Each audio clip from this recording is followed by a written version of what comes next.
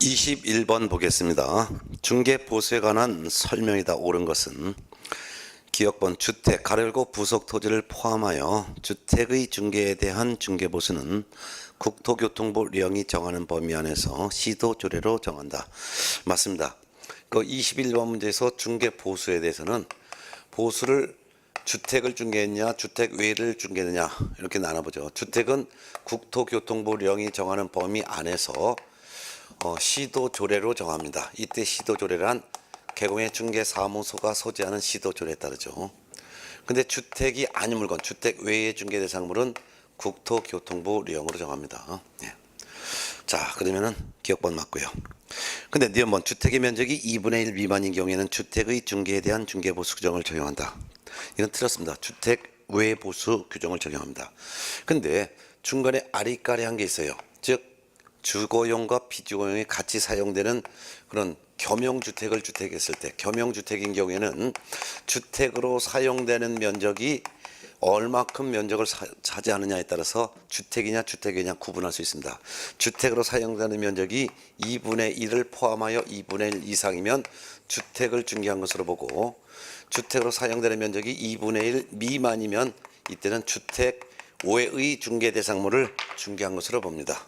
그럼 주택으로 사용되는 면적이 2분의 1 미만이니까 주택 외 보수 규정을 적용하여 국토교통부령에 따라야 되겠죠.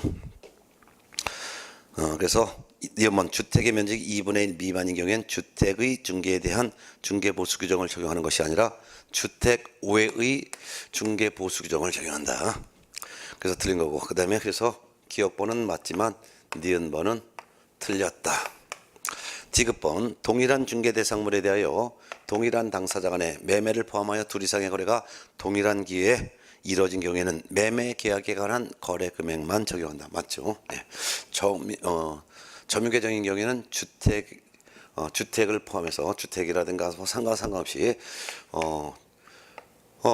매매 계약도 중개하고 그 다음에 다른 계약도 중개했는데 이 두 가지 계약의 당사자가 동일하다면 이때는 매매 계약 요 보수 하나만 적용하고 다른 계약은 보수받지 못하기 때문에 매매와 다른 계약의 두 가지 계약을 동일한 기회 중개했을 때는 매매에 대한 중개보수 하나만 받을 수 있는 것이죠. 맞습니다. 디귿번 맞고, 그 다음에 리얼번 볼까요?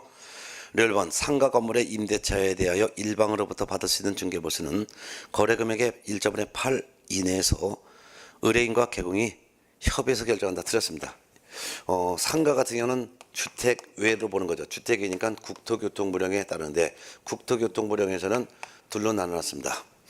오피스텔로서 면적이 85제곱미터 이하로서 상하 수도 시설이 다 갖춰져 있고 또한 입식 부엌, 화장실, 목욕시설이 다 갖추인 경우라면 매매나 교환을 중개했을 때는 일방으로부터는 1,000분의 5 범위 내에서 결정하고 매매 교환을 제외한 나머지 임대차 등을 중개했을 때는 일방으로부터는 1,000분의 4 범위 내에서 개공과 의뢰인이 협의 결정합니다. 그런데 주택이 아닌 물건 중에서 85제곱미터 이하 오피스텔로서 상하수도 시설 갖춰져 있고 목욕시설, 화장실, 그다음에 부엌을 다 갖춰져 있는 거 요거를 뺀 나머지 오피스텔 이외에 나머지 오피스텔 플러스 상가, 공장, 창고, 토지, 임목, 공장재단, 광업재단 이런 것들은 매매를 중개했건 교환을 중개했건 임대차를 중개했건 모든 거래는 전부 다가 1,000분의 9 범위 내에서 협의해서 결정합니다. 따라서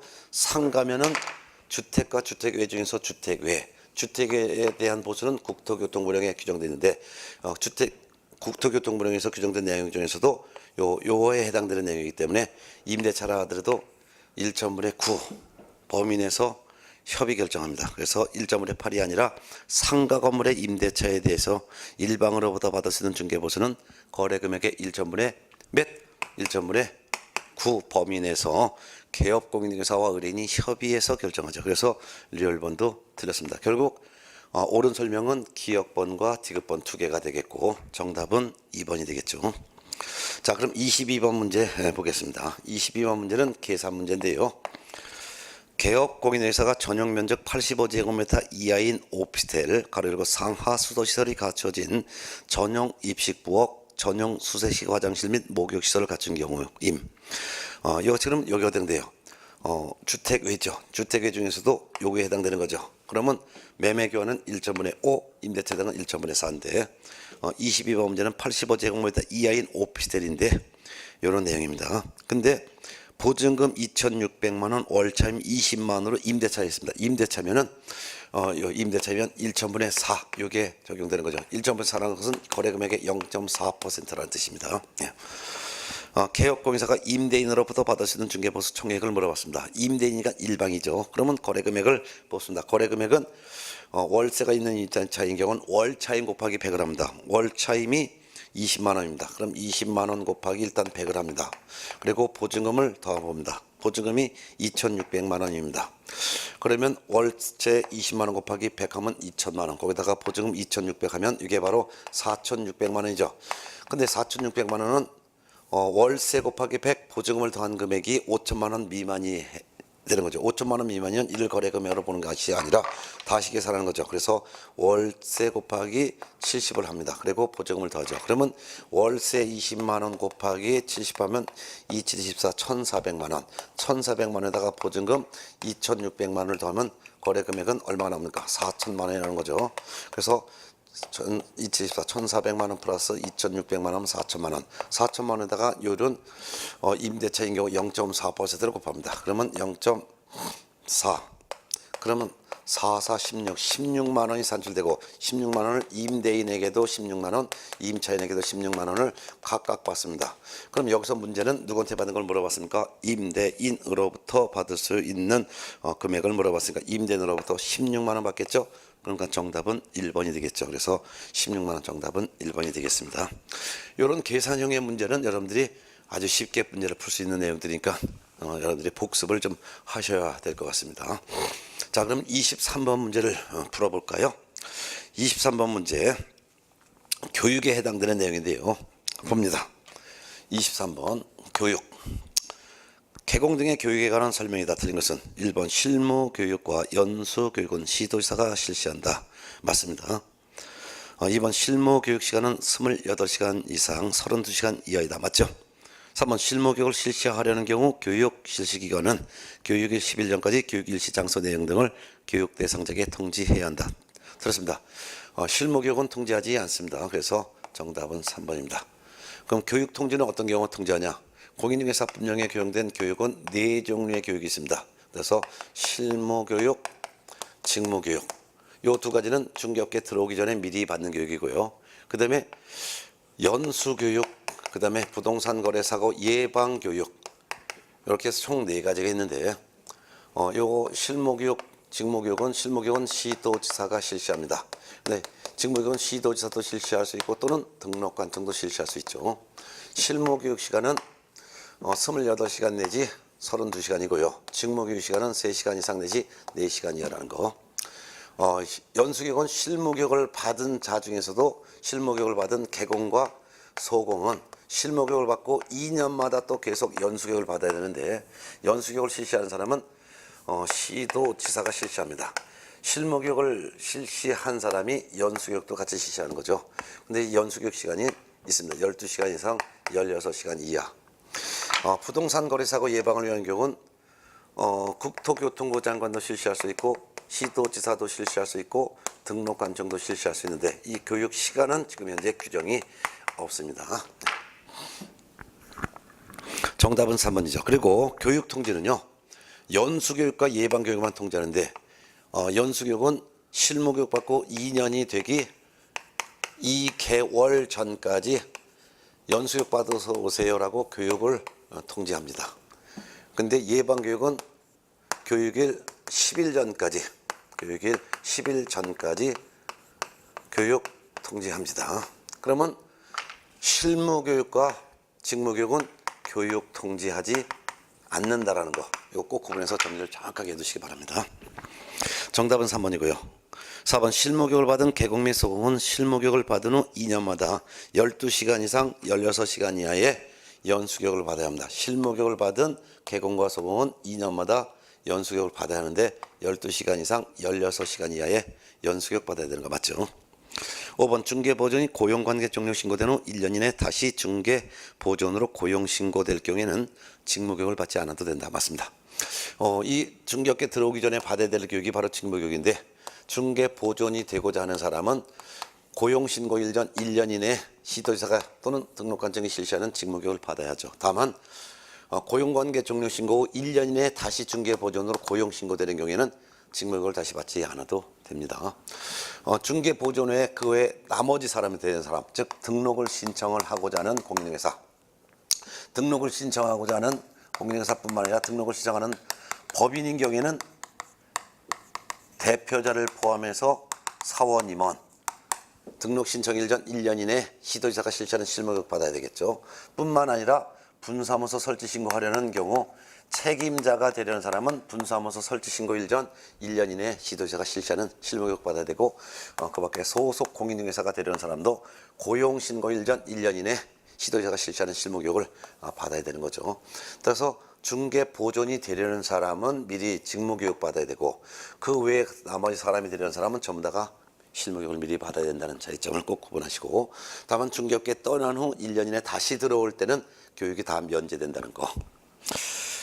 자, 정답은 3번이었습니다. 자, 그 다음에 24번 문제 상당히 어려운 문제인데 24번 문제도 이건 이제 포상금에 대한 내용인데요. 이 포상금에 대한 내용은 여러분들이 정확하게 이해를 하고 계산할 수 있어야 됩니다.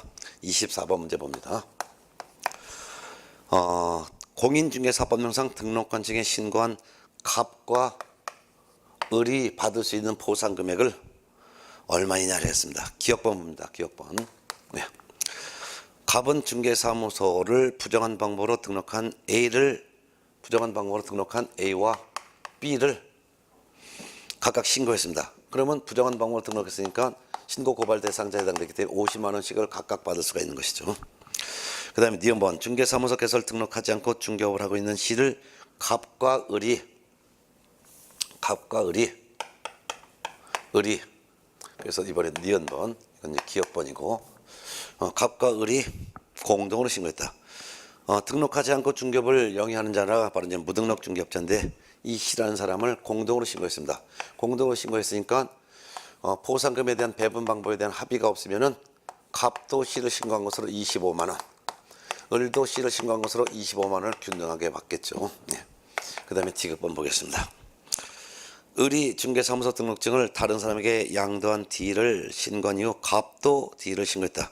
등록증 양도되어 한 사람은 신고 고발 대상자가 되는데 을이 먼저 신고했습니다. 을이 등록증 양도되어 D를 신고했고 그 다음에 나중에 또 그 다음에 을이 먼저 신고했고 그 다음에 나중에 갑도 신고했습니다. 그렇지만 하나의 사건에 대해서 2건 이상의 신고 고발이 접수됐을 땐 최초로 신고한 사람만 지급하고 나중에 신고 고발한 사람은 지급하지 않습니다.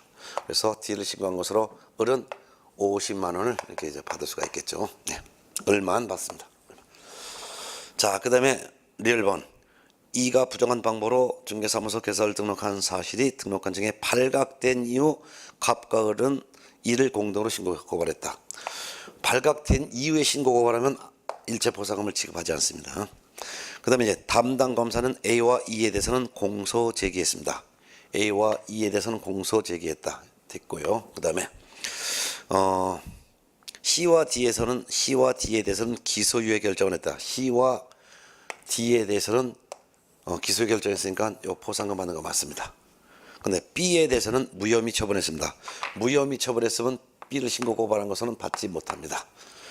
그 다음에 이제 갑과 을 사이에는 포상금 배분 방법은 없었습니다. 그럼 결국은 갑은 A를 신고한 것으로 50만 원, C를 을과 공동 신고한 것으로 25만 원. 결국 갑은 총 75만 원을 받을 수 있는 것이고 그 다음에 을은 갑과 C를 공동 신고한 것으로 25만 원, 그 다음에 D를 신고한 것으로 50만 원. 결국 을도 75만 원을 받습니다. 갑도 75만 원, 을도 75만 원이 되겠죠. 정답은 5번이 되겠습니다. 그래서 정답은 5. 이런 문제를 풀 수 있어야 되겠죠. 자, 그 다음에 25번 문제 봅니다. 지자체 조례로 정하는 바에 따라 수수료를 납부하는 경우가 아닌 것은 지자체 조례가 정하는 바에 따라 수수료를 납부하는 경우를 여러분들이 총 7가지가 있는데 그 7가지를 명확하게 암기하고 있어야 됩니다. 자, 그러면 25번 중에서 당의 지자체 조례에서 정하는 수수료를 납부하는 사유 7가지. 첫 번째는 공인중개사 시험에 응시하는 자. 두 번째, 공인중개사 자격증을 재교부 신청을 하는 자. 자, 이거는 시도 조례에서 정하는 수수료를 납부하죠. 그 다음에 중개사무소 등록을 신청하는 자. 그 다음에 중개사무소 등록증 재교부 신청을 하는 자. 요거는 시군구 조례에서 정하는 수수료를 내겠죠. 그 다음에 분사무소 설치 신고를 하는 자와 신고 필증에 대한 재교부 신청을 하는 자도 이때는 주된 사무소 시군구 조례에서 정하는 수수료를 내겠죠. 그럼 6가지가 되죠. 하나가 남아있는데, 사무소 이전을 신고할 때 관할지역 즉 관할구역 외로 이전하여 이전 후 등록한 층에 이전 신고할 때는 등록증 원본 첨부합니다. 그러면 이전 신고를 받은 이전 후 등록한 층은 새로운 등록증을 재교부해야 되겠죠. 그래서 이때는 등록증 재교부에 준하는 수수료를 납부해야 되겠죠. 그래서 총 7가지가 되겠습니다. 자, 그러면 1번 시도지사가 시험을 시행하는 경우 그 자격 시험에 응시하는 사람은 시도 조례에서 정하는 수수료 납부해야 되겠고요. 2번 중개사무소 개설 등록을 신청하는 자도 시군구 조례에서 정하는 수수료 납부합니다. 3번 분사무소 설치 신고할 때 주된 사무소 시군구 조례에서 정하는 수수료를 납부해야 되겠죠. 근데 4번 자격시험에 합격하여 자격증을 처음 교부받을 때 이때는 납부하지 않습니다. 그래서 자격증을 처음 교부받을 때 수수료 안 냅니다. 왜? 시험에 응시할 때 미리 냈으니까. 또한 등록증을 교부받을 때도 수수료 납부하지 않습니다. 왜? 등록 시정할 때 미리 수수료 냈으니까. 분사무소 설치 신고 필증을 교부받을 때도 수수료 납부하지 않습니다. 왜? 미리 분사무소 설치 신고할 때 수수료를 이미 납부했기 때문이죠. 정답은 4번이 되는 것이죠. 예. 5번 분사무소 설치 신고 필증에 재교부 신청하는 자. 신고 필증 재교부, 등록증 재교부, 자격증 재교부는 전부 다가 납부하고 교부는 납부하지 않는다. 재교부는 납부하고 교부는 납부하지 않는다. 꼭 구분해서 정리해 두시기 바랍니다. 정답은 4번이었습니다. 26번 협회의 설립에 대한 내용이다. 26번 문제. 옳은 것은 1번 협회를 설립하고자 하는 자는 발기인이 작성하여 서명 날인한 정관에 대하여 600인 이상의 회원이 출석한 창립총회에서 출석한 회원 과반수의 동의를 얻어야 한다. 맞습니다. 그래서 정답에 1번이 바로 나왔네요. 그러니까 협회가 설립되는 그 과정을 여러분들이 그 숙지를 하고 있어야 돼요. 그러면 협회가 설립되는 과정은 4단계 과정을 거치는데, 첫 번째는 먼저 발기인이 300명 이상 모여가지고 정관을 작성해서 서명 날인합니다. 그 다음에 창립총회를 열어야 되는데, 창립총회에서 이 발기인 수의 2배인 600인 이상이 모여서 출석한 회원의 과반수의 동의로서 정관을 동의받아야 합니다. 이때 600명 안에 서울에 있는 개업 공인중개사 회원은 100명 이상이고 나머지 광역시와 도에서는 각각 20명 이상의 회원이 출석을 해야 되는 거죠. 그런 다음에 국토교통부 장관의 인가를 받아야 되고, 인가를 받은 후 주된 사무소 소재지에서 설립 등기를 해야지만 협회가 성립되는 것이죠. 협회는 법인으로 한다라고 하고 있기 때문이죠. 결국 1번 협회를 설립하고자 하는 사람은 발기인 작성하여 서명 날인한 정관에 대해서 600인 이상이 모인 창립총회에서 출석한 회원의 과반수의 동의를 받아야 되는 건 맞습니다. 정답은 1번이죠. 2번 발기인 숫자는 100인 이상이 된다. 아닙니다. 발기인 숫자는 300인 이상이 되겠죠. 3번 창립총회는 서울에서 300 이상 회원이 참여해야 된다. 아닙니다. 창립총회는 전체 600명이지만 그중에 서울에서는 100인 이상, 나머지 광역시 도에서는 각각 20인 이상이 참여해야 합니다. 4번 국토교통부 장관의 허가를 받아야 한다. 아닙니다. 국토교통부 장관의 인가를 받아야 합니다. 5번 협회에 관하여 이 법에 규정된 것 외에는 민법 중 재단법인에 관한 규정을 적용한다. 아닙니다. 협회는 비영리 사단법인입니다. 그렇기 때문에 협회에 대해서 공인중개사법에 규정이 된 것 외에는 민법 중에서도 사단법인에 관한 규정을 적용합니다. 정답은 1번이었죠. 자, 그럼 1번이 답입니다. 자, 이제 어려운 문제 끝났어요. 자, 그 다음에 27번 봅니다. 중개사무소 개설 등록을 취소할 수 있는 사유를 모두 고른 것은 등록을 취소할 수 있는 사유를 여러분들이 암기하고 있어야 합니다. 27번 문제. 자, 기억번 결격사에 해당하는 자를 소공 또는 보존으로 뒀어요. 그런 경우 이들을 고용한 개공에 대해서 업무정지 처분을 할 수가 있죠. 다만 두 달 이내 해소한 때는 업무정지 처분도 할 수 없습니다. 기억번은 업무정지 할 수 있는 사유죠. 니은 천막 그 밖에 이동이 용이한 임시 중개시설을 설치했을 때는 이건 등록을 취소할 수 있는 사유 맞습니다. D번 전속중개계약 체결한 개공이 전속중개계약서에 의하지 않고 전속중개계약을 체결하거나 전속중개계약서를 3년간 보존하지 않았을 때는 이거는 업무정지 처분을 할 수 있는 사유입니다. 등록을 취소할 수는 없습니다. 리얼번 전속중개계약 체결한 개공이 중개대상물에 관한 정보를 공개하지 않거나 의뢰인의 비공개 요청을 있음에도 불구하고 정보를 공개한 경우 이때는 등록을 취소할 수 있습니다. 따라서 등록을 취소할 수 있는 사유 니은번도 해당합니다. 특히 전속중개계약에서 특히 주의할 것은 전속중개계약을 체결한 경우에 정보를 공개하지 않거나 비공개 요청을 무시하고 정보를 공개했을 때는 등록을 취소할 수 있고 그 외 나머지는 전부 다가 업무정지만 할 수 있습니다. 따라서 전속중개계약을 체결한 경우에 전속중개계약서를 사용하지 않았거나 전속중개계약서를 3년간 보존하지 않았거나 또는 업무 처리 상황을 2주일에 1회 이상 문서로 통지해 줘야 되는데 통지하지 않거나 이런 것들은 전부 다가 업무정지만 할 수 있는 사유입니다. 요거는 업무정지 처분만 할 수 있는 사유고 전속개공이 정보를 공개하지 않았거나 비공개 요청을 무시하고 정보를 공개했을 때 요거는 등록을 취소할 수 있는 사유가 되는 거 구분해서 알아두시기 바랍니다. 미연번 적정하게 거래계약서를 작성 교부하지 않거나 거래계약서 사본을 5년 보존하지 않은 경우 이런 것은 그냥 업무정지만 할 수 있는 사유입니다. 업무정지 등록을 취소할 수는 없습니다. 그 다음에 비업번 거래 당사자 쌍방을 대리한 경우 이거 금쟁이한 거죠. 쌍방 대리는 금쟁입니다. 금쟁이 했을 때는 등록관청이 등록을 취소할 수 있습니다. 결국 등록을 취소할 수 있는 사유는 니은번, 리얼번, 비읍번 세 가지가 되겠습니다. 니은, 리얼, 비읍 정답 3번이 되겠네요. 정답 3번.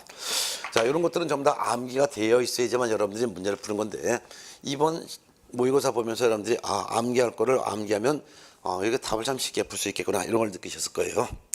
자, 그 다음에 28번 문제 봅니다. 28번 문제 개공에 대한 업무정지 처분에 관한 설명이다. 옳은 것은 1번 시도지사는 업무정지 기간의 2분의 1 범위 안에서 가중할 수 있다. 들었습니다. 시도지사가 가중할 수 있는 것이 아니라 업무정지는 등록관청이 할 수 있기 때문에 등록관청이 2분의 1 범위 안에서 업무정지 기간을 가중할 수도 있고 감경할 수 있습니다. 근데 가중하더라도 업무정지는 6개월을 초과할 수는 없다는 것도 같이 알아둬야 되겠죠. 기억번 틀렸습니다. 니은번 1번 틀렸습니다. 1번 틀렸고 2번 봅니다. 업무정지 기간을 가중 처분하는 경우 그 기간은 1년을 한다? 한도로 한다? 아닙니다. 6개월을 한도로 하는 것이죠. 3번 최근 1년 이내 이 법에 의하여 2회 이상 업무정지 처분을 받은 개업공인중개사가 다시 업무정지 처분에 해당하는 위반 행위를 한 경우 등록관청은 6개월 업무정지 처분할 수 있다. 아닙니다. 2+1 중에서 이 2가 업무정지 처분이 2번 들어가고 다시 업무정지에 해당되는 행위를 했을 때는 이때는 등록관청이 등록을 취소하여야 합니다. 반드시 등록을 취소해야 되는 사유죠. 4번 개업공인중개사가 중개대상물에 관한 정보를 거짓으로 공개한 경우 등록관청은 위반 행위의 동기 등을 참작하여 4개월 업무정지 처분할 수 있다. 맞습니다. 정답은 4번이 답이 되는 것이죠. 5번 업무정지 처분은 해당 사유가 발생한 날로부터 2년이 경과한 때는 일을 할 수 없다. 틀렸습니다. 2년이 아니라 3년이 경과했을 때는 3년 전에 일을 끄집어내서 업무정지 처분을 할 수는 없습니다. 2년이 아니라 3년입니다. 정답은 4번이 되겠습니다. 예. 자, 그 다음에 이제 29번 문제 봅니다. 자격 취소 처분 사유. 이것도 다 외워 있어야 됩니다. 자격 취소 처분을 할 수 있는 사유는 네 가지가 있는데 부, 양, 지, 역 네 가지죠.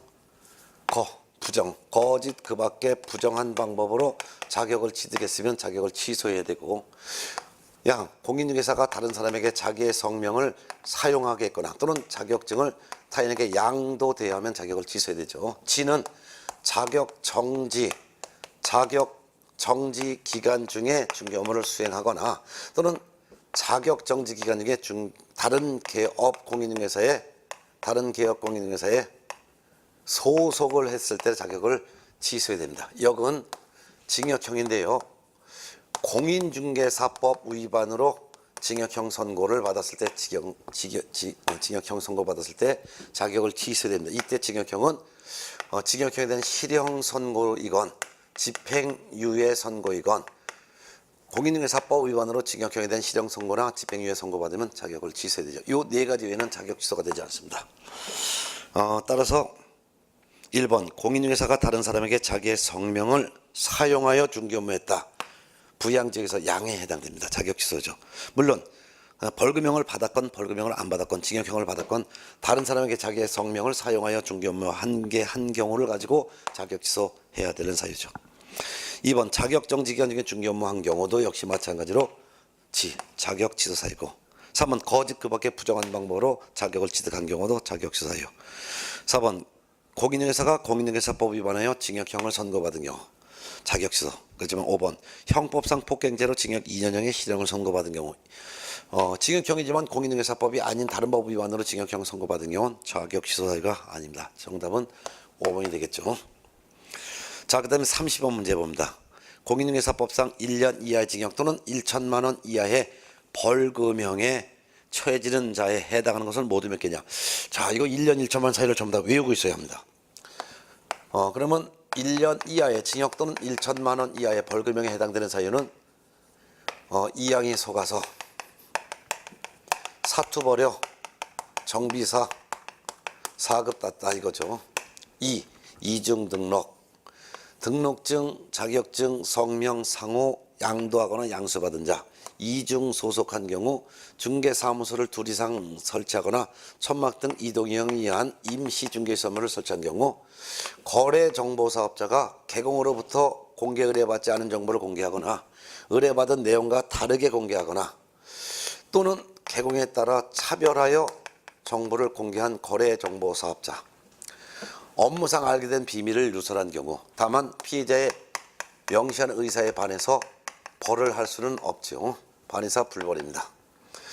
사칙인데요. 공인중개사가 아닌 자가 공인중개사 또는 이와 유사 명칭을 사용하거나, 개업 공인중개사가 아닌 자가 공인중개사 사무소라는 명칭 또는 유사 명칭을 사용하거나, 또는 개업 공인중개사가 아닌 사람이 중개 대상물에 대한 표시 광고를 한 경우, 금지행위 총 8가지 중에서 4가지 금지행위가 있죠.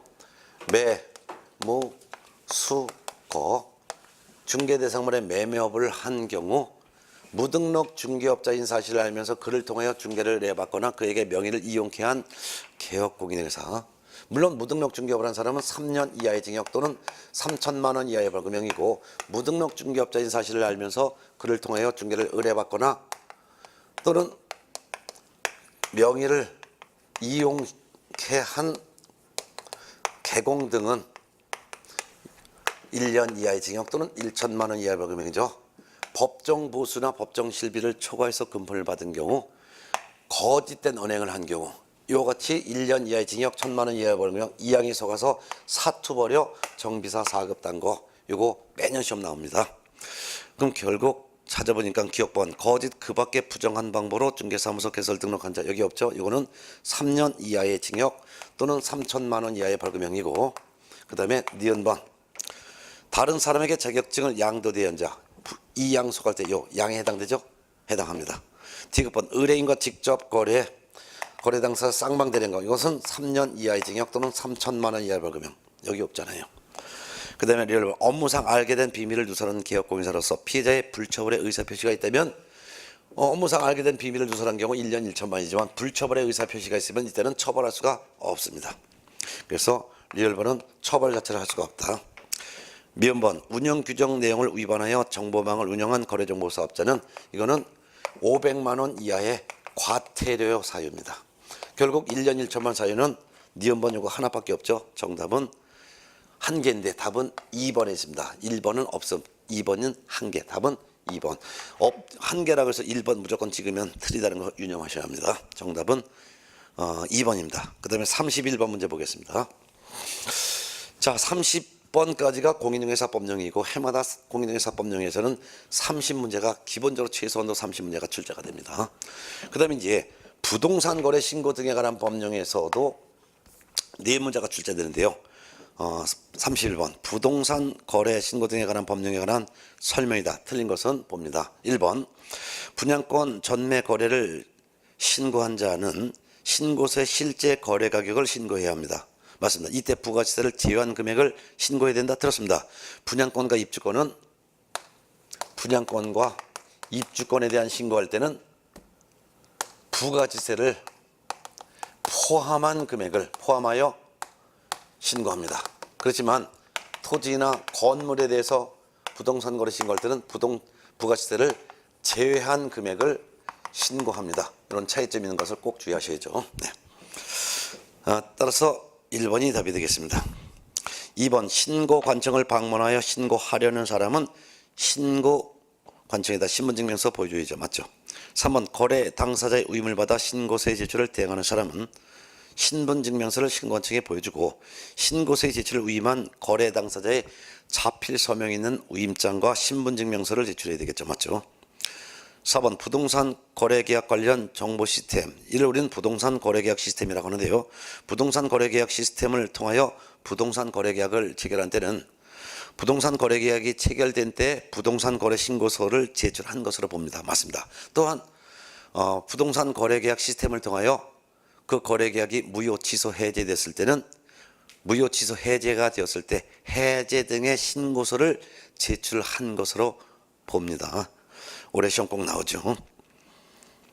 그래서 그런 내용이 나온 거였습니다. 그 다음에 5번 일방이 공동신고를 거부하여 단독으로 신고하려는 자는 신고서에 단독으로 서명 또는 날인한 후 부동산 거래계약서 4번과 단독 신고하는 사유서를 첨부하여 신고관청에 제출해야 합니다. 맞습니다. 이때는 전자문서로 신고할 수는 없고 방문 신고만 가능합니다. 그 이유는 그 사유서 원본을 첨부하기 때문이죠. 정답은 1번이었습니다. 자, 그 다음에 32번 문제 보겠습니다. 부동산 거래 신고 등에 관한 법령상 부동산 거래 신고 절차 등에 관한 기술이다. 옳지 않은 것은 1번 개공은 전자문서로 신고할 수 있다. 맞습니다. 그렇지만 대리인 신고할 때는 전자문서로 할 수 없다라는 거. 부동산 거래 신고에서는 전부 전자문서로 할 수가 있습니다. 다만 전자문서로 할 수 없는 경우가 3가지가 있습니다. 첫 번째는 전자문서로 할 수가 없는 경우, 첫 번째는 대리인이 신고하거나 대리인이 신청하는 경우, 이때는 전자문서로 할 수 없다. 두 번째는 다른 일방이 공동신고를 거부하여 다른 일방이 단독 신고할 때 이때는 사유서 원본이 첨부되기 때문에 이때도 전자문서로 할 수 없다. 그 다음에 이제 여러분이 나중에 부동산 거래 신고하고 나서 그 계약이 무효 취소 해제되면 해제 등 신고할 수 있고, 신고를 잘못했을 때는 정정 신청할 수 있고, 그 다음에 신고한 내용을 변경했을 땐 변경 신고할 수 있는데, 변경 신고 중에서도 면적은 변경이 없고 단지 금액만 변경이 되어 변경 신고할 때는 이때는 변경된 내용을 입증할 수 있는 서면을 제출하기 때문에 이때도 전자문서로 할 수 없습니다. 그래서 부동산 거래 신고 등에 관한 법령에서는 모두 다 전자문서로 할 수 있는데 요 3가지만 전자문서로 할 수 없다라는 것을 정리해 드렸습니다. 네. 정답은 1번이죠. 그 다음에 아까 정답은 1번이었습니다. 그 다음에 이제 32번 문제 봅니다. 32번 문제 정답은 2번이었습니다. 2번, 30번의 2번. 신고서의 제출은 1번 개업거래소는 전자문서로 신고할 수 있다. 맞습니다. 2번 신고서 제출을 대행하는 소속 공인중개사는 전자문서로 할 수 있다. 대리는 전자문서로 신고할 수가 없다라고 했죠. 정답은 2번입니다. 30번. 32번에서 3번 질문. 누구든지 부동산 거래 신고에 대해서 거짓 신고를 조장하거나 방조하는 행위를 해서는 안 됩니다. 맞습니다. 이를 하게 되면 500만 원 이하의 과태료가 부과됩니다. 4번 거래 당사자 일방의 공동 신고 거부로 다른 일방이 단독으로 신고하는 경우 신고를 받은 신고관청은 그 사유서의 사실 여부를 확인해야 합니다. 맞습니다. 거부를 한 사람에 대해서는 500만 원 이하의 과태료가 부과됩니다. 5번 거래 당사를 대항하여 신고서를 제출하는 경우 전자문서로 할 수가 없습니다. 맞습니다. 대리인 전자문서로 할 수 없다. 일방이 공동신고를 거부하는 경우에도 전자문서로 할 수 없다. 변경 신고할 때 면적 변경 없고 금액만 변경하여 신고할 때도 전자문서로 할 수 없다. 왜? 금액이 변경된 것을 입증하는 서면을 제출해야 되기 때문이죠. 이 세 가지 정리해 드렸습니다. 자, 33번 문제 넘어갑니다. 33번 부동산 거래 신고 등에 관한 법령에 대하여 외국인들에게 설명한 것이다. 옳은 것은 몇 개냐? 자, 31번, 32번, 33번, 34번 문제 4개가지가 부동산 거래 신고 등에 관한 법령인데 이 부동산 거래 신고 등에 관한 법에서도 4문제가 나오니까 4문제를 냈습니다. 33번 외국인에 대한 내용입니다. 기억번 개발 제한 구역이 있는 토지에 대해서 신고관청으로부터 허가를 받지 않고 체결한 토지 취득 계약은 효력이 없다. 틀렸습니다. 효력이 있습니다. 왜? 외국인이 국내 토지 중에서도 군사 관련 토지, 문화재 관련 토지, 생태 경관 토지, 야생 생물 특별 보호구역 토지 이러한 구역이나 지역 토지를 취득하고자 할 때는 계약하기 전에 먼저 시군구청장으로부터 취득 허가를 받아야 합니다. 취득 허가를 받고 나서 계약을 해야지만 그 계약이 유효가 되는 것입니다. 근데 허가를 받지 않고 계약을 하면 그 계약은 무효가 되는 거죠. 근데 군, 문, 생, 야 4가지 구역 지역의 토지가 아니라면 기업권처럼 개발 제한 구역 내 토지라면 여기에 해당되지 않기 때문에 허가받지 않고 계약을 하더라도 계약의 효력은 발생합니다. 단지 그 계약이 매매 계약이면 매매 계약일로부터 60일 이내 부동산 거래 신고만 하면 될 것이죠. 기억번 틀렸습니다. 그 다음에 니은번 경매로 부동산 등을 취득한 때는 취득일로부터 6월 이내에 신고관청에 신고해야죠. 맞습니다. 취득신고. 디귿번 상속으로 부동산 등을 취득하고 이를 신고하지 않거나 거짓 신고한 경우 100만 원 이하의 과태료에 부과된다. 맞습니다. 근데 리얼번 도시 및 주거 환경 정비법에 따른 관리처분 계획 인가로 인하여 취득한 입주자로 선정된 뒤에 매매 계약을 체결한 때는 60일 내에 취득 신고해야 된다? 아닙니다. 이때는 취득 신고가 아니라 계약 체결일로부터 60일 이내에 계약일로부터 60일 이내에 무슨 신고? 부동산 거래 신고를 해야 될 의무가 있는 것이죠. 취득 신고가 아니라 부동산 거래 신고를 해야 됩니다. 그래서 리얼번 틀렸습니다. 미음은 생태 경관 보전 지역 토지에 대해서 토지 거래 계약에 관한 허가를 받은 경우엔 취득 허가를 받을 필요가 없습니다. 맞습니다.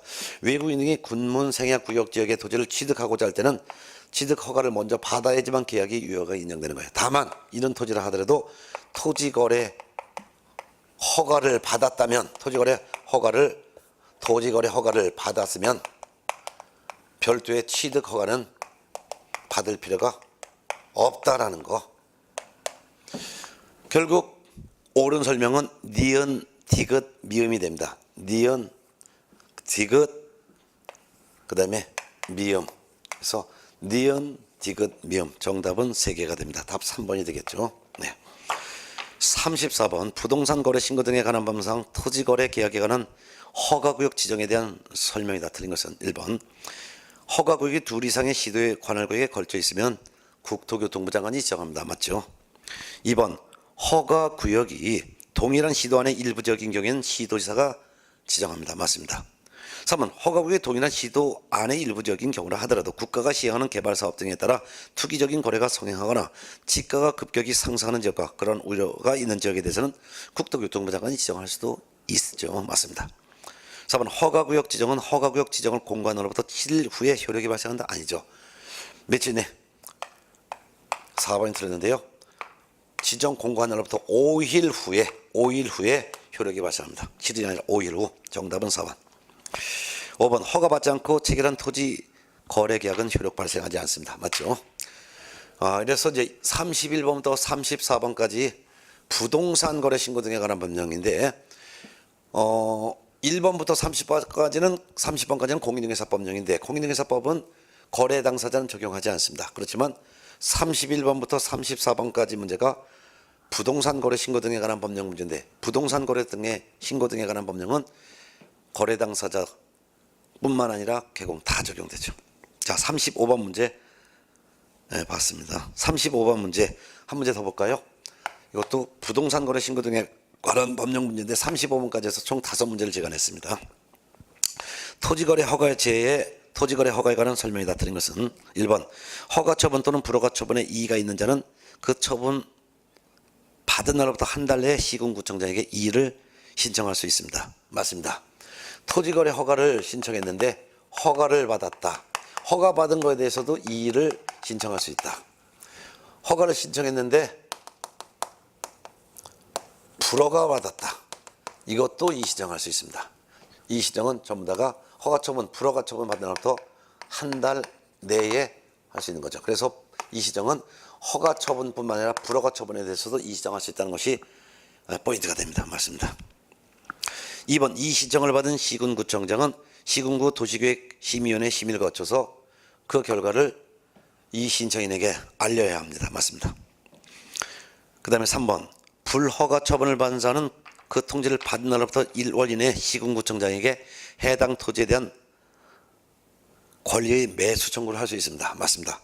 불허가 처분에 대해서는 이의 신청도 할 수 있고 뭐도 할 수 있냐? 불허가 처분에 대해서는 매수 청구, 매수 신청이라고 매수 청구도 한 달 이내에 할 수 있습니다. 허가 처분에 대해서는 이의 신청 요구만 가능하고 불허가 처분에 대해서는 이의 신청도 할 수 있고 매수 청구도 할 수 있고 선택할 수 있다는 차이점을 꼭 기억해 두시기 바랍니다. 맞죠? 4번 매수 청구를 받은 시군구청장은 지자체, 국가지자체, 한국토지주택공사 그 밖에 대통령령이 정하는 공공기관 또는 공공단체 중에서 매수할 자를 지정하여 매수할 자로 하여금 예산의 범위 안에서 공시지가를 기준으로 매수케 할 수 있습니다. 공시지가 맞습니다. 공시지가로 매수하게 하는 거 맞습니다. 근데 5번 질문 위 사의 경우 토지거래 허가 신청서에 적힌 가격이 공시지가보다 낮은 경우에는 공시지가로 매수할 수 있다? 아닙니다. 허가 신청서에 적힌 가격이 더 낮죠. 더 낮은 허가 신청서에 적힌 가격으로 매수할 수가 있습니다. 정답은 5번이 되겠습니다. 자, 그 다음에 36번 문제 봅니다. 장사 등에 관한 법상 묘지 및 분묘의 점유 면적에 관한 설명이다. 옳지 않은 것은 1번 개인 묘지 면적은 10제곱미터 초과할 수 없다. 아닙니다. 개인 묘지는 30제곱미터를 초과할 수가 없습니다.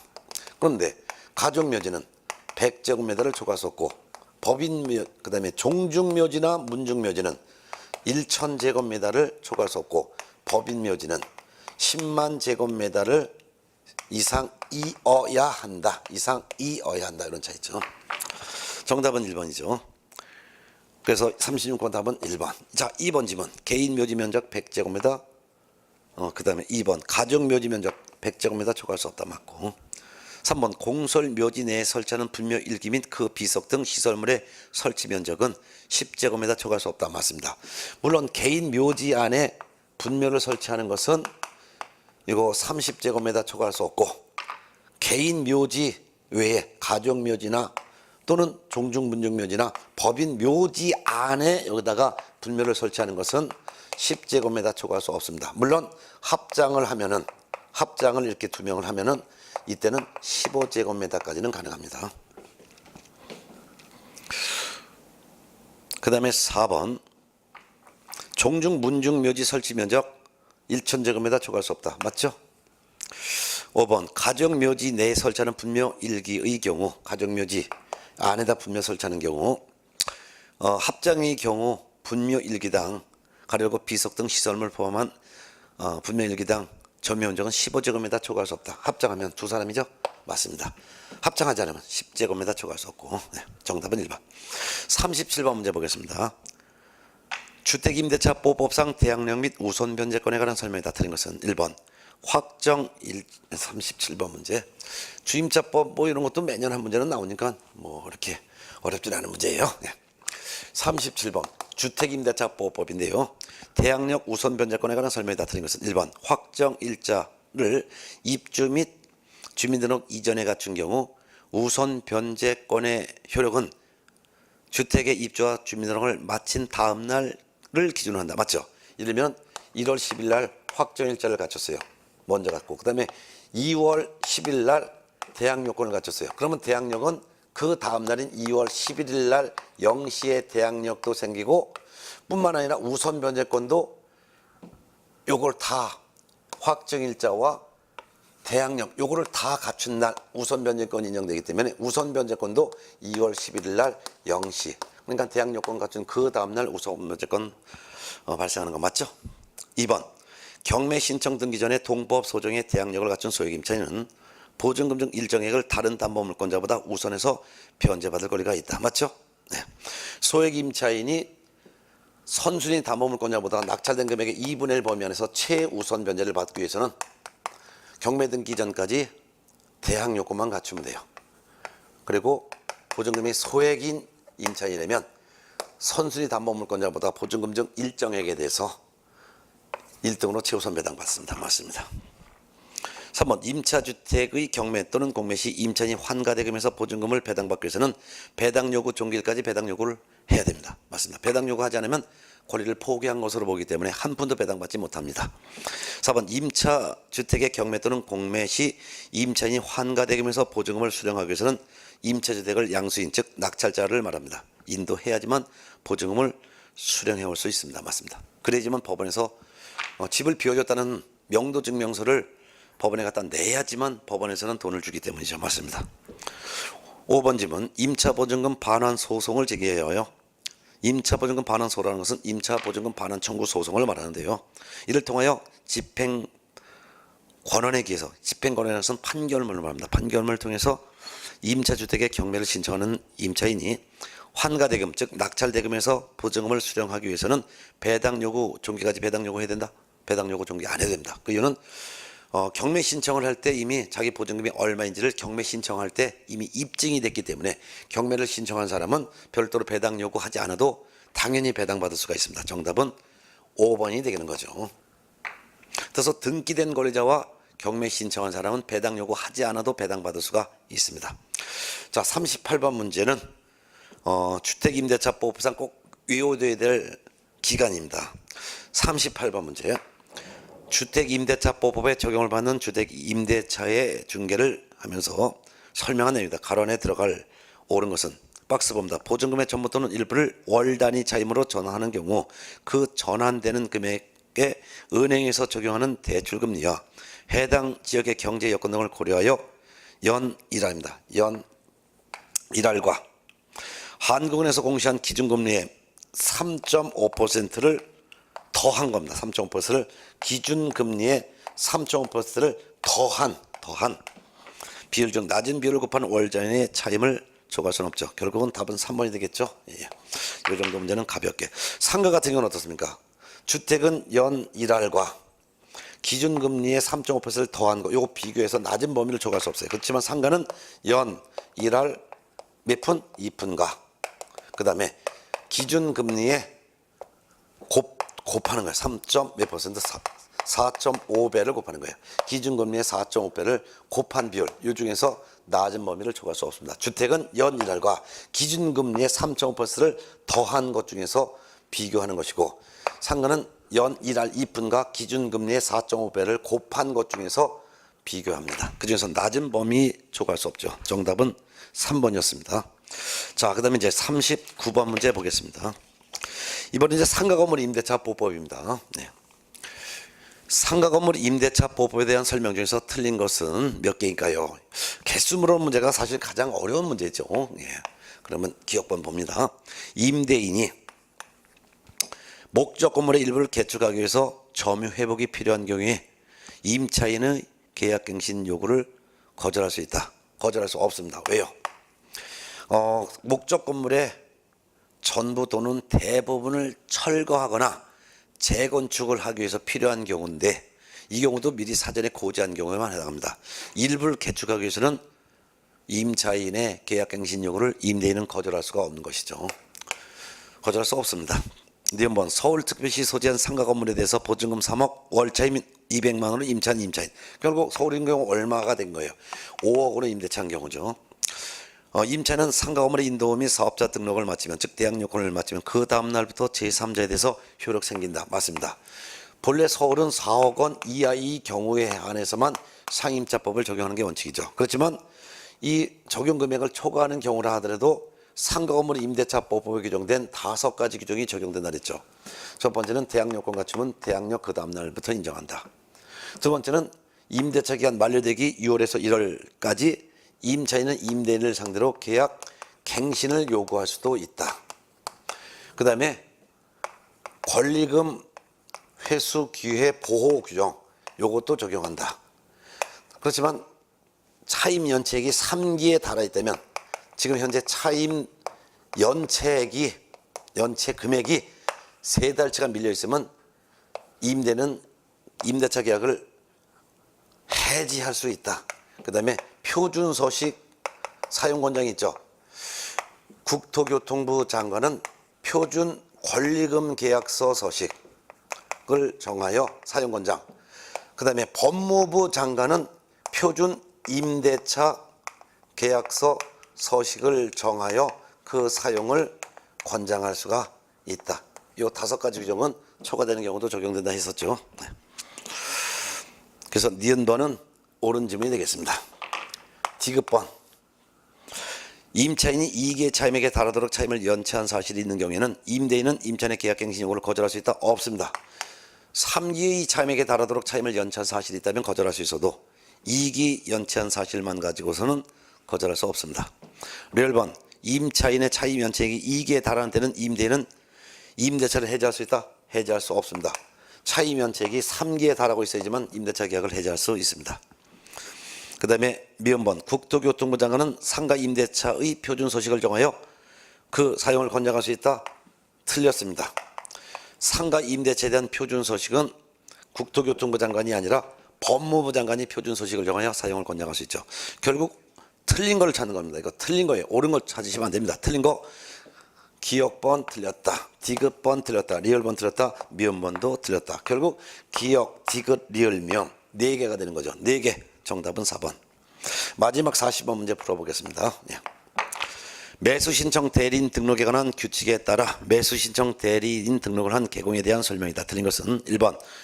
개공은 대리행위를 함에 있어서 직접 매각장소 또는 집행법원에 출석해야 합니다. 맞습니다. 따라서 소공이나 보존에게 대리 출석하게 할 수 없습니다. 2번. 개공은 매수신청 대리인이 된 사건에 있어서 매수신청인으로서 매수신청을 하는 행위를 할 수 있다? 할 수 없습니다. 이거 하면은 매수신청 대리인 등록을 취소할 수가 있습니다. 그래서 40번에 틀린 거 답 2번이 되겠습니다. 3번. 개업공인에서는 공유자의 우선 매수신고에 따라 차순위 매수신고인으로 보게 되는 경우 그 차순위 매수신고인의 지위를 포기하는 행위를 할 수 있다? 없습니다. 할 수 있다. 할 수 있습니다. 할 수 있습니다. 맞습니다. 할 수 있습니다. 그러면 매수신청 대리인 등록한 개공은 매수신청 대리 행위를 하는데, 매수신청 대리 행위를 할 수 있는 내용은 7가지의 행위를 대신할 수 있습니다. 이거 정확하게 외워두셔야 합니다. 전부 다가 입찰 기일 때 하는 행위만 대리행위를 할 수 있는데, 어떤 대리행위를 할 수 있냐? 일단 입찰표를 작성하여 대신 입찰표를 대신 작성하여 대신 제출할 수 있다. 두 번째는 입찰 보증금을 대신 법원에 제공할 수 있다. 세 번째는 입찰에 참관인데 낙찰받지 못하는 경우 낙찰자가 돈 안 내면 우리가 대신 사겠다라고 하는 차순위 매수 신고를 대신할 수 있다. 네 번째, 낙찰받지 못했을 때 냈던 요 보증금 요거를 반환을 해달라는 반환 요구를 대신할 수 있다.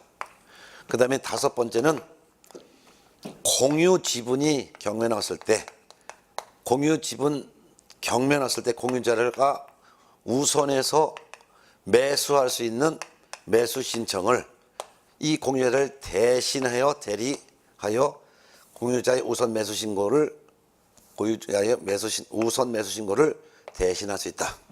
6번째는 부도난 임대주택법상 임대주택이 경매 났을 때 여기 살고 있는 임차인들이 우선 매수 신고할 수 있는 권한을 대신할 수 있다. 전부 다 대신. 마지막 7번째는 차순위 매수 신고 이거를 포기하는 것을 대신할 수 있다. 요거 7가지만 대신할 수 있고 그 외에 나머지는 할 수 없습니다. 따라서 입찰기일 날 하는 것이 아닌 거, 예를 들면 경매 신청을 대신하는 거 할 수 없다. 매각기일을 연기한다든가 또는 변경한다든가 이런 것들도 대신할 수 없다. 또는 항고를 제기한다든가 이런 것도 대신할 수 없다. 잔금을 납부한다든가 이런 것도 대신할 수가 없다라는 거 꼭 알아두셔야 합니다. 그 다음에 이제 4번 개업공인에서는 사무를 초과하는 휴업을 하는 때는 감독법원에 미리 그 사실을 신고해야 되죠. 맞죠? 이 신설된 규정이니까 꼭 알아두시기 바랍니다. 5번 보수 지급 시기는 매수 신청인과 매수정 대리인의 약정에 따르되 약정이 없을 때는 매각 대금 지급 기한일로 한다. 맞습니다. 이것도 이번에 새로 신설된 규정이고 올해 시험에 꼭 나옵니다. 결국 40번에서 틀린 것은 2번인데요. 개공은 매수 신청 대리된 사건에 있어서 매수 신청인으로서 매수 신청하는 행위를 하여서는 안 됩니다. 정답은 40번 2번이 답이 되겠습니다. 자, 이렇게 해서 이제 이번 이제 모의고사 문제를 처음에 말씀드렸듯이 실제 시험에 나올 수 있는 문제만 골라서 했고 제가 풀어드릴 때 전부 다가 해설을 상세히 설명해 드렸습니다. 그래서 제가 설명드린 내용만 아셔도 아마 시험에서 80점은 아마 나오실 겁니다. 꼭 복습하셔서 이 문제를 생명수로 여기시면서 여기서 80%가 그대로 나옵니다. 꼭 고득점 받으셔서 합격하시기 바랍니다. 여러분 문제 푸시는 거 애쓰셨습니다. 고맙습니다.